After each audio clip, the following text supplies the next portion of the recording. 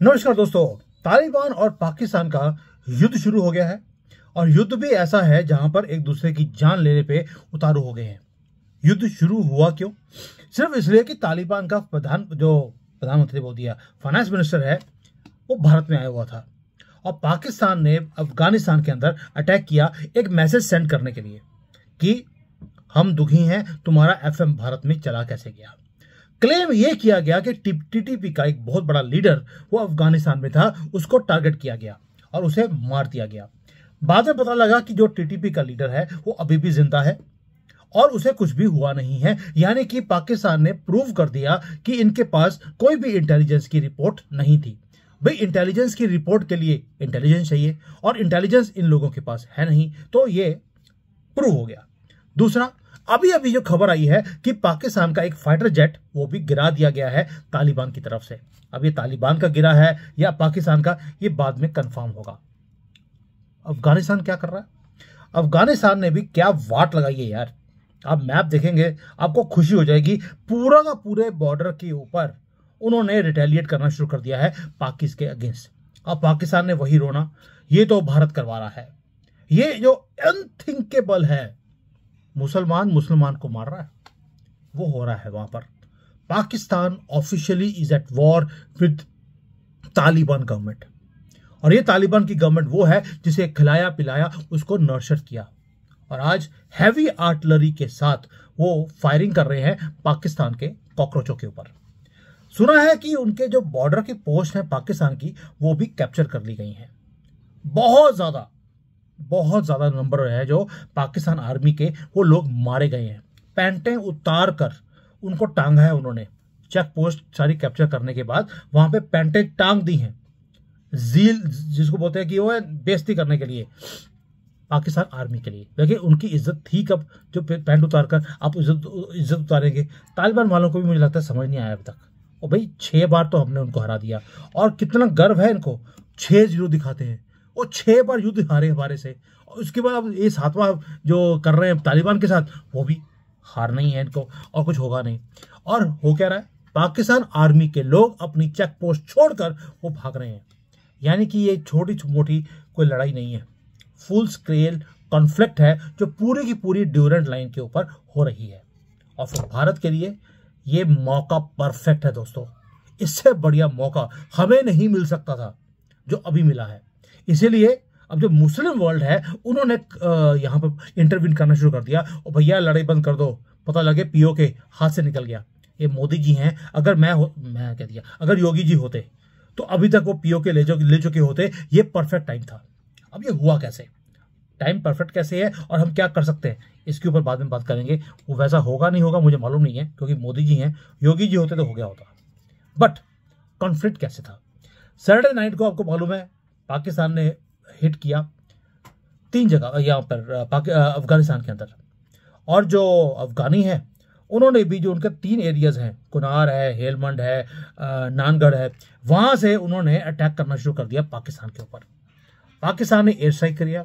Air strike करने के बाद क्या हिट बैक किया तालिबान वालों ने, भाई मजा आ गया। और अफगान का जो डिफेंस मिनिस्टर है उन्होंने बोल भी दिया, we will defend our country. कोई भी वायोलेशन स्ट्रॉन्ग रिस्पॉन्स के साथ हम जवाब देंगे, हम रिटेलिएट नहीं करेंगे, बस कैप्चर कर लेंगे तुम्हें। नंबर्स ग्रेट हैं। 25 Pakistani post already Taliban capture कर चुका है, ये कंफर्म्ड न्यूज है। 58 कॉकरोच मारे जा चुके हैं पाकिस्तान के और घायल कितने हैं, हॉस्पिटल भरे पड़े हैं। पाकिस्तान जो है ऑफिशियली बोलता है कि उनके 5 कॉकरोच मरे हैं, लेकिन तालिबान ने कंफर्म कर दिया। शहबाज शरीफ ने भी बोला है जो हमारे 50 लोग मारे गए हैं हम इसका बदला लेंगे जरूर। अब सच्चाई 5 की है या 50 की है मैटर नहीं करता, क्योंकि ना 5 से मतलब है ना 50 से। 8 लाख हैं पाकिस्तान आर्मी के, 6 या 8 लाख, वो सारे खत्म कर रहे हैं।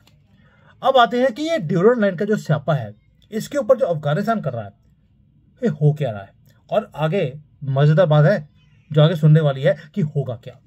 ड्यूरेंट लाइन ये वो लाइन है जो 1893 में ब्रिटिशर्स ने क्या किया, पश्तून का एरिया था उसके बीच में से लाइन खींच दी ताकि ये सदियों तक ये लड़ते रहे। पश्तून जो है लड़ाकू कौम है, उन्होंने आधे छोड़ दिए पाकिस्तान में और आधे अफगानिस्तान में।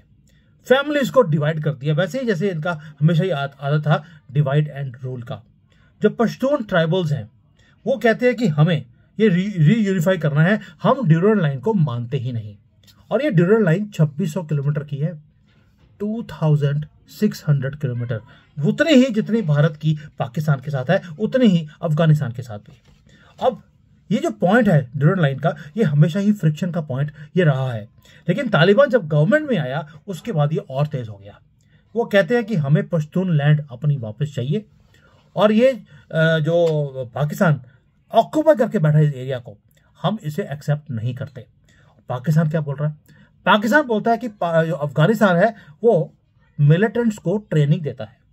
भाई मुझे समझ नहीं आ रहा, पाकिस्तान ये तोहमत लगा रहा है अफगानिस्तान के ऊपर जो खुद ये काम करता है, और ये जो टेररिस्ट थे जो पाकिस्तान के खुद ही क्रिएट किए हुए थे, आज वापस आकर पाकिस्तान आर्मी का चिकन बना रही है और चिकन खा भी रहे हैं। अब पाकिस्तान का नाइटमेयर क्या है? सबसे पहले तो ये देखते हैं, 40 साल 1980 से लेकर अब तक तालिबान को फंड किया, आर्म किया, उनके पनाह दी अपने कंट्री के अंदर, और वो करने के बाद स्ट्रेटेजिक डेप्थ उनको यूज किया, तालिबान को यूज किया गया हमारे खिलाफ, भारत के खिलाफ। आपको याद है मुजाहिदीन पहले आते थे, अभी नहीं आते हैं, लेकिन उनको ट्रेनिंग दी गई कि आप भारत को तंग कीजिए और हमारा कश्मीर वापस लेके दीजिए। ये पाकिस्तान बोलता है। प्लान बड़ा सिंपल था, अफगानिस्तान को कंट्रोल करो, ये लड़ाकू कौम है, हमें लड़ने की जरूरत क्या है? क्योंकि आपको मालूम है पाकिस्तान के जो लोग हैं और उनकी जो आर्मी है वो तो पैंटे उतारकर सरेंडर करने वाली कौम है। इन्होंने पश्तूनों को पकड़ लिया। तालिबान वो तालिबान नहीं रहा जो पहले था कि पैसे लेकर वो लड़ाई करते थे। अब तो वो जिसका गेहूं खाते हैं उसके लिए लड़ाई कर लेते हैं। अब ये प्रॉक्सी नहीं रहे, गवर्नमेंट में आ गए हैं और दुनिया के बड़ी बड़ी सुपर पावर्स के साथ नेगोशिएट करना आता है। उनके पास मिलिट्री फोर्स है, उनके पास आर्म्स एंड एमुनिशंस हैं, वो $80 बिलियन के जो अमेरिका छोड़कर गया था। और जो शहबाज शरीफ है उसे मालूम है ये क्या हो रहा है, लेकिन अपने लोगों को वही लाहौरी चूरन देने के लिए बोल दिया, हम कॉम्प्रोमाइज नहीं करेंगे, हमारे डिफेंस फोर्सेस की वाट लग रही है लेकिन हम इसका बदला जरूर लेंगे। ये तो इन्होंने हमें 75 साल से भारत को भी बोल रहे हैं, लेकिन आपको मालूम है कि वो मैदान हो कोई भी, क्रिकेट का हो या युद्ध का, ये भागने वाली कौम है और हमने हमेशा देखा ही है। अब पाकिस्तान ने, शहबाज शरीफ ने अफगानिस्तान को बोला है आप टेररिस्ट को जो यहां पर क्रिएट करते हैं, उनको आप सैंक्चुरी देते हैं, ये बंद कर दीजिए। आयरनी देखिए कितनी है, जो पाकिस्तान खुद टेररिज्म की फैक्ट्री है वो आज टेररिज्म के ऊपर कंप्लेंट कर रहा है और कहता है हम तो यूनाइटेड नेशंस में जाएंगे, वहां पर कंप्लेंट करेंगे कि अफगानिस्तान टेररिस्ट को यहां पर क्रिएट कर रहा है। अब ये सारी चीजों का मुद्दा भारत के लिए क्या है?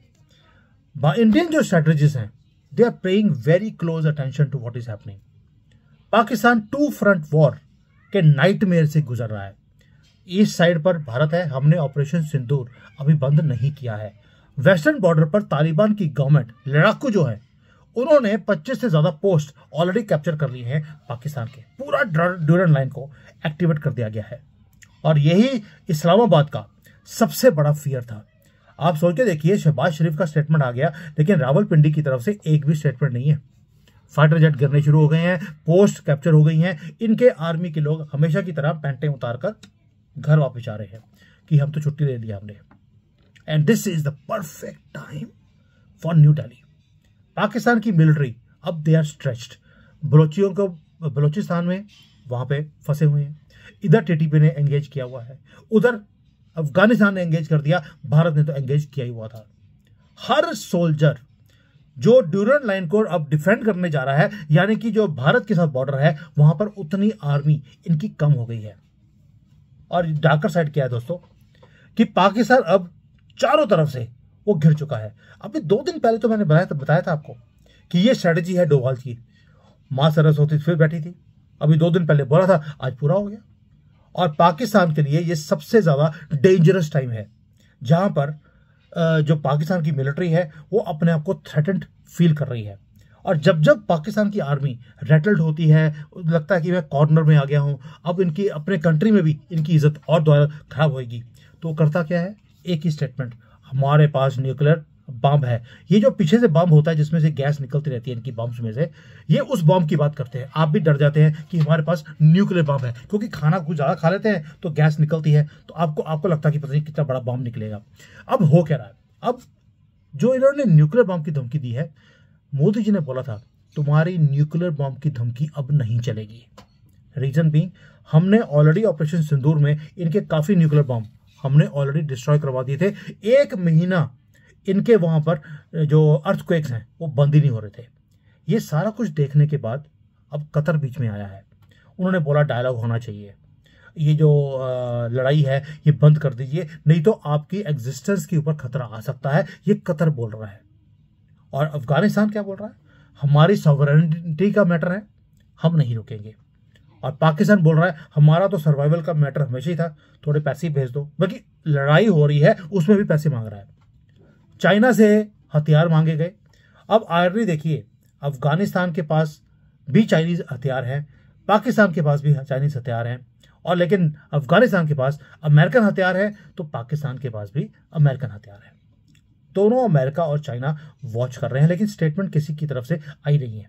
रीजन, बीजिंग की जो इन्वेस्टमेंट्स हैं अगर पाकिस्तान में है तो अफगानिस्तान में भी जो रिसोर्सेज है, माइनिंग है, उसका काम चाइना कर रहा है। दोनों तरफ उसके स्टेक्स हैं। और मजे की बात देखिए, जो चाइना ने अफगानिस्तान के अंदर बेल्ट एंड रोड इनिशिएटिव के नाम पर एक रोड बनाई थी, उसी को टारगेट किया गया है। यानी कि चाइनीज इन्वेस्टमेंट्स को पाकिस्तान ने डिस्ट्रॉय कर दिया। ईरान दूसरी तरफ से हाई अलर्ट पे आ गया, क्योंकि जब भी अफगानिस्तान में कोई युद्ध शुरू होता है तो वहां से जो लोग हैं वो भागने शुरू होते हैं। पाकिस्तान जाते थे पहले, पाकिस्तान ने अपना बॉर्डर बंद किया हुआ है, अब ये जाएंगे ईरान के अंदर। ड्रग ट्रैफिकिंग का काम और तेज हो जाएगा, और ये जो सारा कुछ है इसका असर ईरान को भी पड़ेगा। दोस्तों, जो हम विटनेस कर रहे हैं वो एक strategic landscape of south Asia redraw होने की कगार के ऊपर है। ऐसा लग रहा है कि अफगानिस्तान ने अभी मन बना लिया कि वो अपना पश्तून एरिया वो पाकिस्तान से लेकर छोड़ेगा। उनका फॉरेन मिनिस्टर भारत में हो और कोई बड़ी हरकत ना हो, ऐसा हो नहीं सकता। और पाकिस्तान की जो पिछले 30-40 साल की अफगानिस्तान पॉलिसी थी वो कोलैप्स हो गई है। तालिबान वाले पाकिस्तान में नहीं भारत में बैठे हैं और हमारे साथ नेगोशिएट कर रहे हैं कि आप अपना पीओके ले जाइए, हम अपना पश्तून एरिया ले जाएंगे, मिलकर काम करते हैं। और जो तालिबान है वो अब कर क्या रहा है, उन्होंने डिक्लेयर कर दिया कि आपका और हमारा, भारत का और तालिबान का कॉमन एनिमी पाकिस्तान है। और मैंने पहले भी बोला था आपको, तालिबान वाले आपको पीओके दिलवाने के लिए अब उतारू है। मैंने उसके ऊपर डिटेल में वीडियो भी बनाया था। दोस्तों, ये है स्ट्रेटेजिक ओपनिंग, और इससे बढ़िया मौका भारत के पास नहीं हो सकता। वार्निंग भी है, डिफिकल्ट टाइम भी है, और स्ट्रेटेजिक ओपनिंग भी है। ऊपर से खेत खाली पड़े हैं, अभी कोई नई फसल आपने उगाई नहीं है। परफेक्ट टाइम, आपके लिए कुछ घंटों का काम है। और तालिबान वालों ने इतनी वाट लगा दी पाकिस्तान आर्मी की, आपके लिए तो बाएं हाथ का खेल है। ये जो रीजनल इंस्टेबिलिटी है जिस रीजन में आ गई है, इसी का फायदा मोदी जी को ले लेना चाहिए, ये मेरा अपना मानना है। योगी जी होते तो ले गए होते, ये कंफर्म्ड है। और जो ड्यूरल लाइन पे अभी शुरू हुआ है, ये अब जो भारत के बॉर्डर को एक्सपैंड करने का मौका है, इससे बढ़िया नहीं हो सकता, क्योंकि पाकिस्तान वीक है, डेस्परेट भी है, और ये पूरे का पूरा रीजन रीड्रॉ होने की कगार के ऊपर है। क्वेश्चन है, क्या मोदी जी ये काम करेंगे? ये आंसर आप मुझे दे देना, मुझे इसका आंसर नहीं पता। I love Modi's work, but जब वो बोलते हैं कि ये टाइम युद्ध का नहीं है, अब तो उन्हें वहां पर बुला लिया। जो हमास के साथ जो एग्रीमेंट साइन हो रहा है इजिप्ट में, उसके ऊपर लास्ट मोमेंट पर मोदी जी को इनवाइट किया गया है डोनाल्ड ट्रंप की तरफ से, और सीसी जो इजिप्ट के प्रेसिडेंट है, कि आप आइए इस सेरेमनी के पार्ट आप भी बनिए। अब मोदी जी वहां जाते हैं नहीं जाते, इसके ऊपर मैं कल वीडियो बनाऊंगा, क्योंकि अभी मेरे पास कंफर्म न्यूज नहीं है। थैंक यू, जय हिंद, वंदे मातरम।